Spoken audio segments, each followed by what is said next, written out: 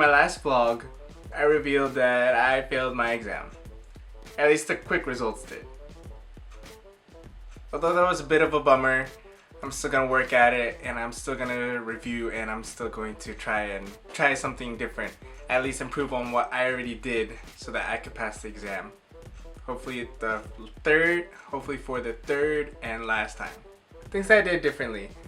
Well, last time before I took my second exam, I'll admit that I was going through a bit of some pressures and struggles and things that were messing with my head. But this time, I'm a little more focused. So my classmate, she shared a blog on our class's page, and so I checked it out. And basically it came from these RN twins. Basically these twins went through ATI testing soon after, or was it sometime when they were still in nursing school, towards the end, whatever. These RN twins had 3 sources for question banks, and they just broke it up in parts during the day. So they would do like 25 questions, break, 25 questions, break, 25 questions, break. And with those 25 questions, they also would do the rationales. Me, what I did was, I was in my whole testing mode that I would do 100 questions, but then I would probably get through only 10 rationales and I'd be so bored. No one likes going through rationales in like 2 hours straight. It's boring. So I've decided to adapt a similar model. So I'm doing 25 questions from NCLEX-RN Mastery, and then doing the rationales also right after, which is easy. So it's question and then rationale. Then I'm also doing 25 questions from a delegation book. I'll mention that down below. And the last one, I'm going through a Lippincott question and answer review book, and I'm doing those in sets of 25 questions. So yeah, again with the whole schedule thing, it's ridiculous if I want to try to go through everything in like 3 hours straight, no break, and not absorb anything. At least this time it'll be easier. I feel like it is. So to make everything easier for rationalizing, I put all the rationales and I put in my own words as much as possible, and I put it on my iPad. Typing it all up instead of writing it all down like I used to before. Not only will it save time, but you know, I can quickly go through topics and I can go through questions and rationales a lot faster.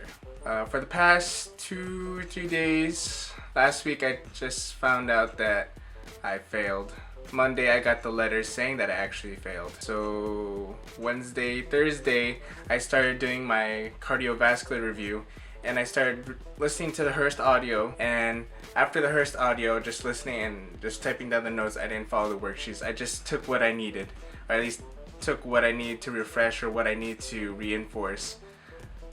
It's easier for me to study when I put things in my own words. At least it feels like I'm teaching it, or at least I can elaborate it in a way that I can understand. After the Hearst review audio recording, then I'll go through the questions of, let's say, my NCLEX-RN Mastery and my Lippincott question and answer review in the delegation book that I'm going through. And it helps. As opposed to Saunders, when they go through all their topics, you know, really good, you know, bullet pointed, and you know, it's easy to read. But then the questions at the end, you know, for me, I don't feel like it's sufficient enough. Like, I could always go through more questions, or at least when I answer other questions, they kind of assume that I already know that information, or at least I can elaborate on my answer. When I was going through a Saunders book, for the old Saunders book for question and answers, you know, it's nice how they put out the topics and they bullet point everything, and it's nice and easy to read. But when you go through their questions, it's kind of like, did you understand this chapter? As opposed to, you know, it's great that you can identify what this is or what that is, but if you can't apply it to, let's say, prioritization or anything, you're most likely not going to do well. Yeah, Saunders kind of like checks up on you to make sure that you understand what you review, which is nice. But you're gonna have to answer questions outside of Saunders questions in order to get a more feel of what the NCLEX is like, and you know, test your skills as far as knowing things like application, you know, making your care plans, prioritization through questions. The easy identification questions and things of that matter, it's stuff that, you know, they could ask you in nursing school. The NCLEX basically assumes that you know all the basic stuff. So that's basically it as far as the update of how I'm going to study, or how I'm currently studying.